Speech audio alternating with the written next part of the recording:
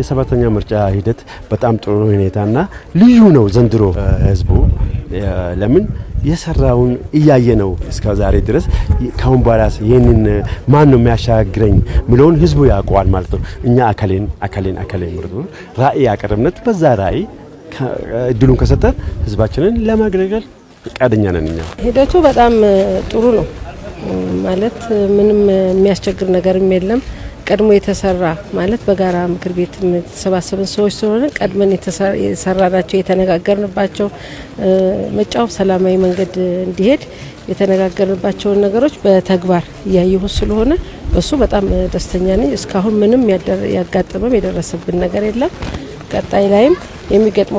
ችግሮችን ሁሉ አንድ ላይ ለመፍታት የተነጋገርን ያለነው ሁለተኛ ነገር ደግሞ ምንም አይነት ነገር ቢሆንም ማንንም ቢሆን ምርጫውን የህዝብን ድምጽ እናከብራለን በሚል ነው የተስማማነው እንደ ተፎካካሪ ፓርቲ ስንል ምክር ቤትም አለን እንግዲህ ያው ሁሉ ጊዜም ተግባብተን ኮምፒት በመናደርግበት ሁኔታዎች በተስተካከለ የራሳችንን አቋም ደግሞ ያው እንግዲህ ፖሊሲና የራሳችን አላማ አለን